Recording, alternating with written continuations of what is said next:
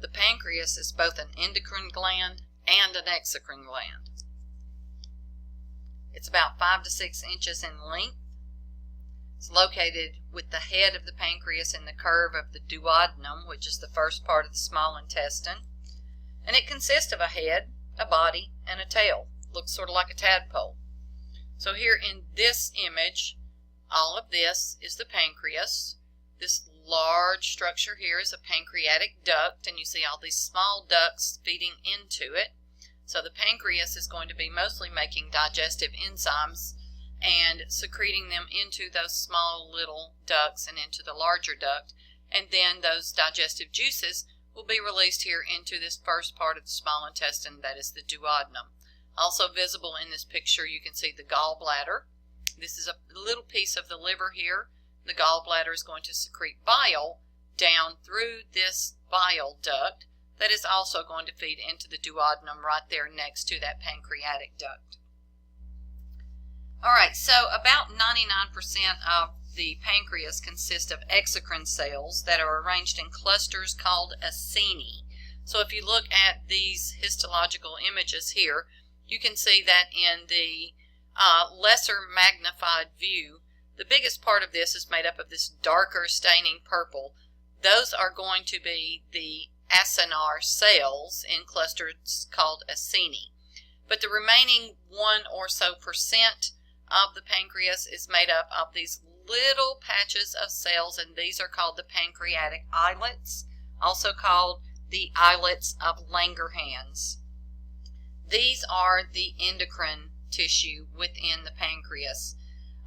The pancreas has a very abundant blood supply with numerous capillaries that are going to supply both the endocrine and the exocrine portions of the tissue of the pancreas. So within the islets of Langerhans, we have different types of cells. The alpha cells make up about 17%. Let me see about the next slide here. Okay, I'll stay here. The alpha cells make up about 17%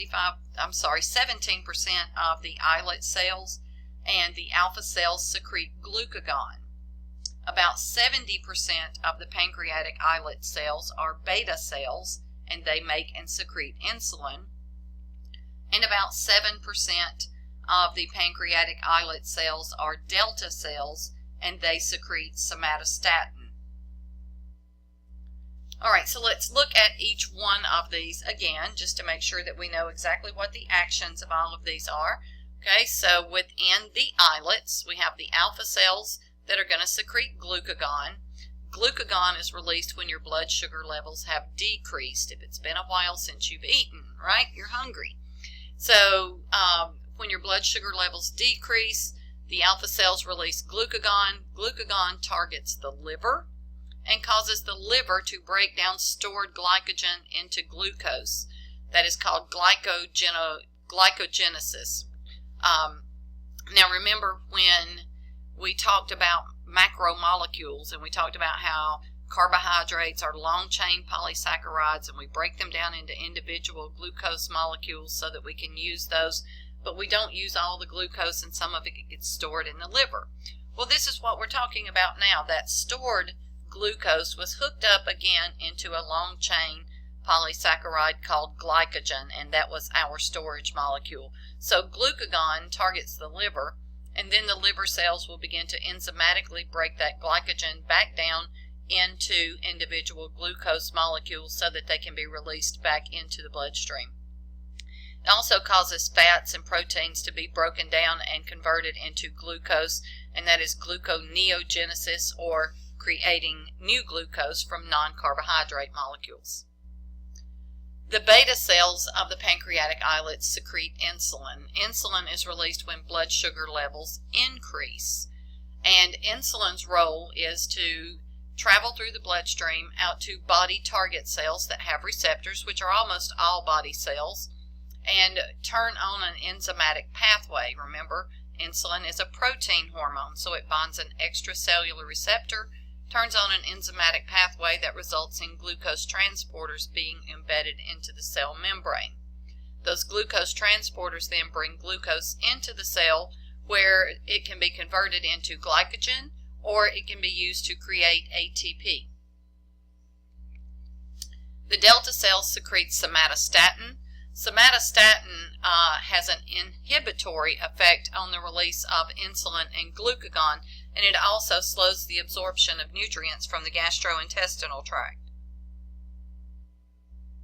All right, so, excuse me. The action of glucagon is to increase blood sugar when it falls below normal.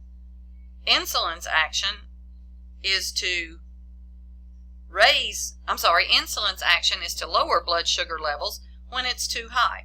So these two have an antagonistic role. So they work together with a dual negative feedback loop, much as we saw with calcitonin and thyroid hormone. So low blood sugar levels, hypoglycemia, stimulate the secretion of glucagon from the alpha cells. Glucagon then acts on the liver cells to accelerate the conversion or the breakdown of glycogen into glucose, and then to promote the formation of glucose from lactic acid and amino acids. So the hepatocytes then the liver cells release that glucose into the blood, and blood glucose levels rise. If blood glucose continues to rise, then high blood sugar levels happen. That's hyperglycemia, and that inhibits the release of glucagon. Negative feedback. High blood sugar levels, hyperglycemia, stimulates the release of insulin by the beta cells of the islets. Insulin acts on many different body cells to accelerate getting that glucose into the cells and to speed up the conversion of glucose into glycogen to store it, to increase the uptake of amino acid by cells and make new proteins, speeds up making of fatty acids, and slows down the conversion of glycogen, of changing glycogen, breaking glycogen down into glucose, right? So the goal is decrease those blood sugar levels, and that's exactly what happens. When blood glucose levels drop back to normal, the blood glucose normal level inhibits, by negative feedback, additional insulin being released, and then the levels have dropped back to low, glucagon is released again. And so that dual two-sided negative feedback, you can think of it very much like a seesaw, where the two hormones are being used to keep blood sugar levels at homeostatic levels. I have quite a bit I want to tell you here about diabetes mellitus, so this will take a few minutes. Diabetes mellitus is the most common endocrine disorder, and you're going to see a lot of this if you are going to work in the medical profession. Remember, diabetes means to siphon off excess water, and mellitus means to taste like honey. The urine is very sweet in diabetes type 1 or 2 because the sugar, the glucose, is not being taken into body cells. It's being filtered out through the kidneys, and of course that causes a sweet urine. So diabetes results because of an inability to either produce or to use insulin. It's the fourth leading cause of death in the United States, and primarily because of the way it damages the cardiovascular system. If insulin is unavailable, or if body cells can't use that insulin to get that glucose into body cells, then there's a high level of sugar in the urine, and that's called glucosuria. The hallmarks of diabetes mellitus are the three polys. Polyuria, excess urine production, due to the inability of the kidneys to resorb that water because of if you think about the high osmotic pressure that's going to be in the blood when there's a lot of sugar dissolved in that, it's going to force excess water out through the kidneys, right? And so urine output increases. Polydipsia, the second poly, is excessive thirst. If you are excreting excess water, then your tissues will be dehydrating, and of course that's going to be interpreted by your brain as increased thirst. And polyphagia, phage means eat, so excessive eating. If you're not getting glucose into your body cells, then your body interprets that as starvation and triggers the impulse to eat. So the three polys, uria, dipsia, and polyphagia. Both environmental and genetic factors contribute to the onset of both types of diabetes, type 1 and type 2, but the exact mechanisms are still unknown. We do know some of the underlying factors, though. Diabetes type 1 was previously known as insulin-dependent diabetes mellitus because the person's immune system destroys the pancreatic beta cells. And as a result of that, little or no insulin is produced. And that means that the person with type 1 diabetes typically has to take insulin injections. This was also once called juvenile diabetes because it tends to develop in people younger than the age of 20 and persists throughout the life. A lot of times this is caused because the immune system will damage the beta cells and destroy those beta cells. And if the beta cells are destroyed, obviously they cannot produce the insulin that's needed. Let's see, what else did I want to tell you about this? The cellular metabolism of an untreated type 1 diabetic is very much like someone that's starving because the insulin's not present to get that glucose into the cells. Most of the cells are going to start using fatty acids to produce ATP. So breaking down stores of triglycerides in adipose tissue, and that's going to give fatty acids and glycerol, and then the byproducts of breaking down all that fatty acid are called ketone bodies, or simply ketones, and that's going to start to accumulate as those fatty acids are broken down. The buildup of ketones causes blood pH to fall, and a condition develops known as ketoacidosis, which can lead to death if not treated very quickly. Now, however, a lot of people take advantage of ketoacidosis and use it to lose weight. Diabetics are not doing it to lose weight, but losing weight is a factor in the breakdown of these triglycerides. So the lipids are broken down and they're going to be traveling through the blood, and they start to deposit into body cells, and as they do, these lipid particles start to build up on the walls of some of the blood vessels, and that can lead to atherosclerosis and, of course, a multitude of cardiovascular problems, including cerebrovascular inefficiency, ischemic heart tissue, so heart attacks, peripheral vascular disease, and also if it limits blood flow enough to a particular body area, it can result in gangrene or tissue rotting, and this is one of the major causes of amputations in patients with diabetes and with these cardiovascular problems. Can also cause damage to the eyes and cause the retina to detach. It can cause cataracts to build up, where you have an excessive cloudiness from proteins building up within the lens of the eyes. Severe kidney problems can develop as a result of damage to the blood vessels during all of that excessive filtration. So type 1 diabetes is typically treated through a lot of self-monitoring of blood glucose, and sometimes 7, 10, 12 times a day. It's very important also to eat regular meals with about 45 to 50% carbohydrates and less fats. Periodic insulin injections, depending on how severe and how much difficulty is the patient is having keeping their blood sugar levels in a normal range. There are also some implantable pumps that are available that provide insulin without the need for those repeated injections, but most of those lack a reliable glucose sensor, so the person still has to stick and self-monitor glucose to determine the insulin doses that are needed.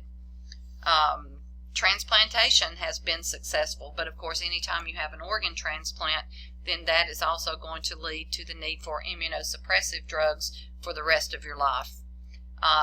Transplanting of stem cells into the pancreas that then grow into beta cells that can produce insulin has been another promising therapy. Okay, type 2 diabetes, formerly known as non-insulin dependent diabetes, is much more common than type 1. About 90% of all cases are type 2. It most often occurs in people who are over the age of 35, but now is occurring more and more in children and teenagers, because type 2 diabetes also occurs most often in those people that are obese. The clinical symptoms are a little bit more mild, with high blood glucose usually can be controlled by diet and exercise and weight loss. Sometimes drugs have to be taken that can stimulate the secretion of insulin by those beta cells.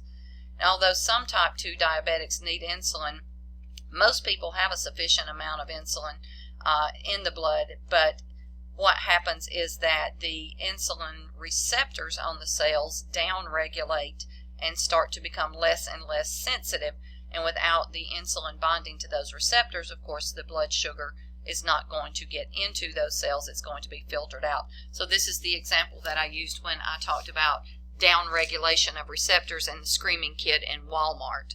So the insulin would, of course, be the screaming kid, and the receptors would stop responding.